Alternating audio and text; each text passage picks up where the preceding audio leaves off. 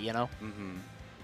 So it looks like we've got round of 10-24, so these guys won their first matches, and now we're going into the second one. This is Yeti, if I'm not this is Yeti. This is Yeti not rocking Mega Man, and we need to talk about Yeti for a moment because he is on a streak. Yeah, he's on been a streak, winning a lot. and he's the 20th seed at this tournament. 20th seed, not, you know, like, maybe he's not first, he's not second, but 20th at a 2,000+ super major. Yeah.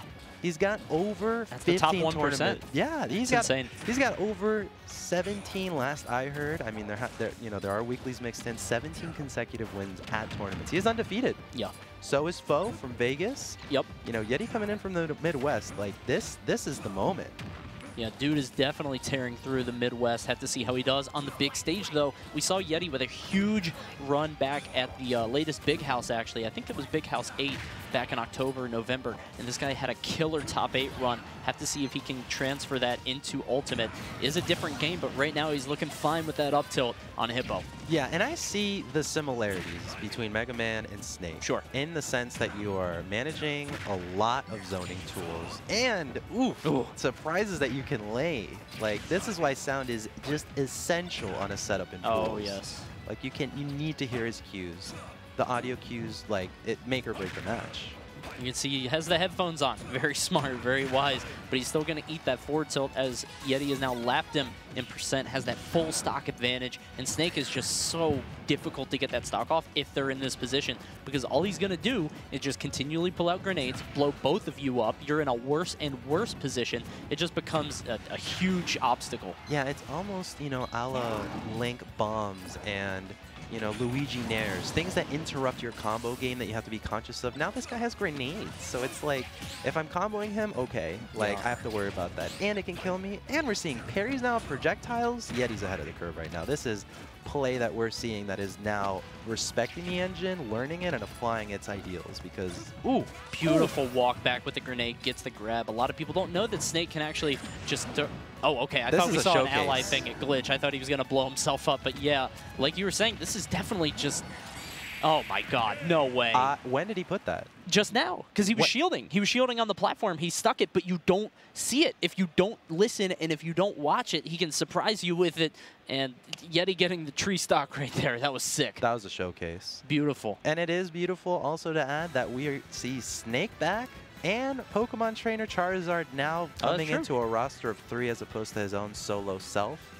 Like, this is amazing to see now. Yeah. Like, old characters, new applications. Like, yeah, truly, everyone's here.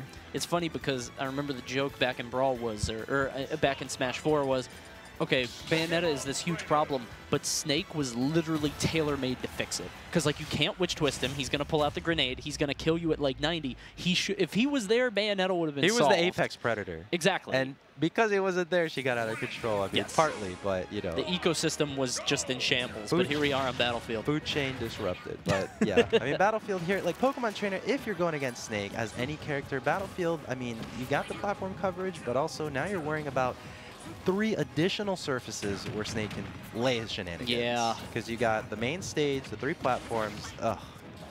Well, I guess the idea is it does make it it's funny because it sounds counterintuitive, right? In terms of it making it harder for Snake to land because he can't land on the platforms. But, I mean, you can get up there faster. So many Snakes, what they'll do is they'll just recover high. But if you have these platforms, you don't have to burn too many jumps or resources to be able to follow him up there. Hippo going a little bit too low.